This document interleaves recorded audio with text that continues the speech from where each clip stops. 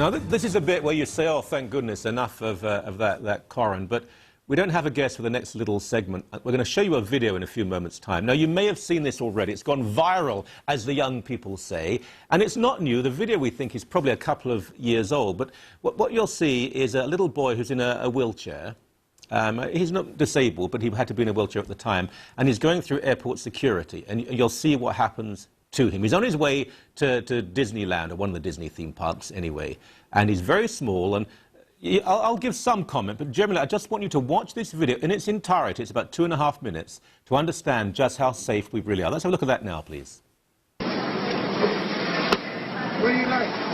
You like tigers, animals, anything like that? So, you can see the security guard. He's got to check you. He's just going to check you out, okay? He's trying to engage him, and I think it's fair enough that he should be able to actually look at the wheelchair, because that could hide something. So that's okay. So just look at the wheelchair. No, it's going further than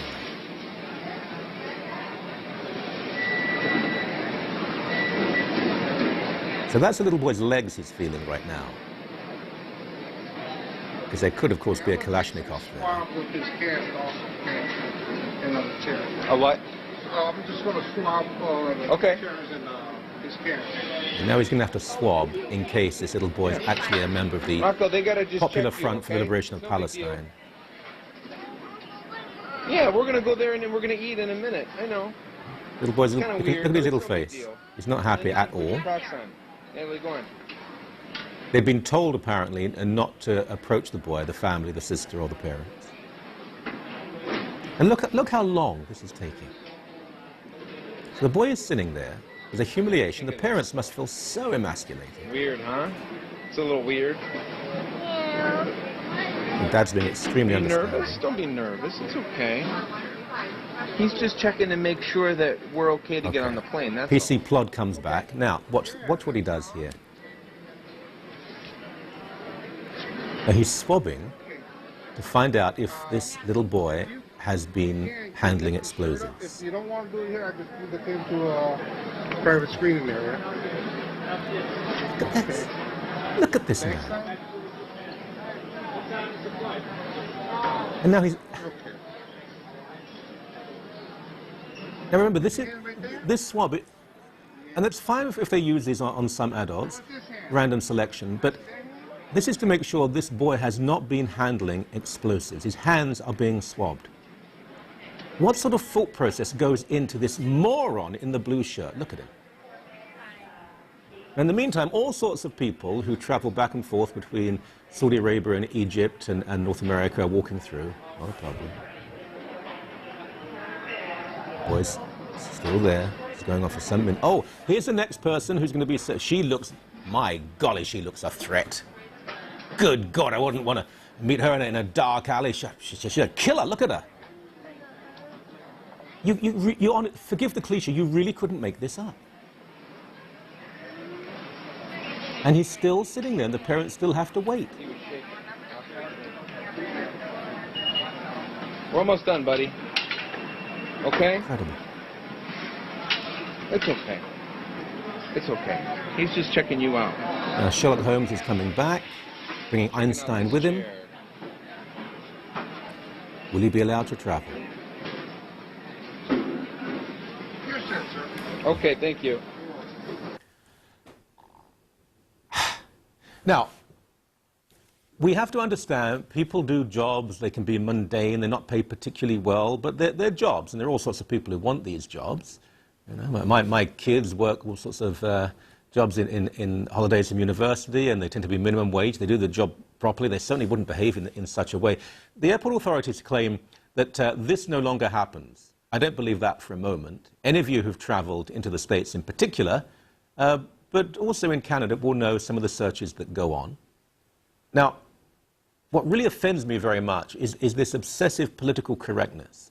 There are all sorts of people you see going through who, in a country like Israel, for example, you tick off all the possible threats. A single man traveling on his own of a certain age.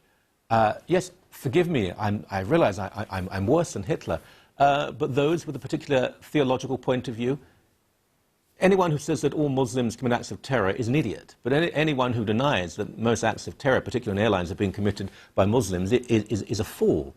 And if people have a certain belief system, it does make them a more likely potential threat than someone who is not. You know, not too many Quakers have tried to blow up aeroplanes, but a number of Muslims have. There are all sorts of reasons to say you may be a possible potential problem. But when I travel through the airport in Toronto, which I do frequently, and the people are generally very nice. They're sometimes humorless, but sometimes okay. They have no, it seems, discretion, no ability to discriminate in a purposeful way. They simply are humiliating people, not on purpose, but they're doing it because I suppose that's their job. Stop at random.